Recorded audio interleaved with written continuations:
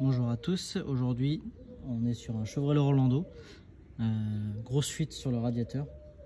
Donc là je vais juste vous expliquer comment déposer le pare-choc pour accéder au radiateur. On va déjà regarder l'état du radiateur pour vous montrer. Voilà, Chevrolet Orlando diesel, le radiateur qui a gonflé. Du coup, pour le remplacer, on est obligé de défaire le pare-choc pour pouvoir sortir de la glissière l'évaporateur de clim.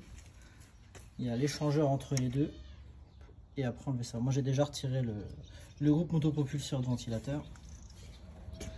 Donc pour enlever le pare-choc, il faut défaire la première petite vis qui tient l'élargisseur d'aile. Voilà.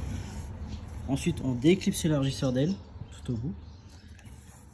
Et on a une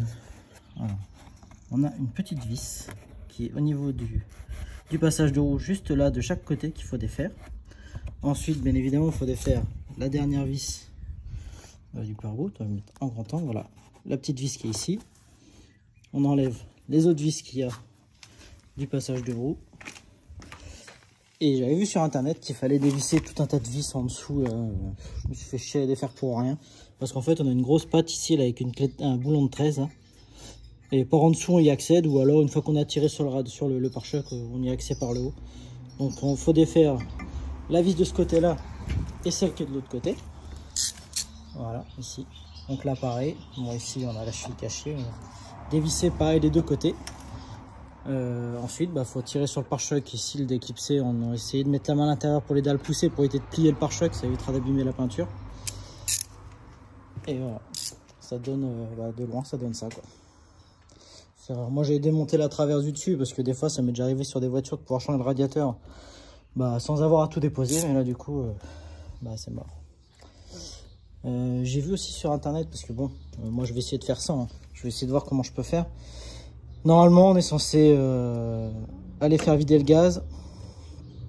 Et ce qui est fragile, apparemment, c'est la durite de l'échangeur turbo qui aurait tendance à casser. Alors, je sais pas si c'est de ce côté-là ou de l'autre. Mais bon. Donc là, il y a déjà une partie métallique. Apparemment, c'était ça le problème. Il y avait une partie en plastique d'origine qui avait tendance à péter dès qu'on démontait.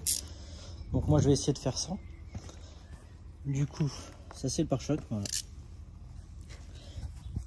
Et c'est la vis, ça passe dans cette petite patte ici. Là. Moi, j'ai défait toutes les vis qu'il y avait en dessous là. Et en fait, ça sert à rien. Voilà. J'espère que ça va vous aider si jamais ça vous arrive. Du coup, je vous souhaite une bonne continuation et merci de regarder mes vidéos. N'hésitez pas à mettre un pouce. Merci.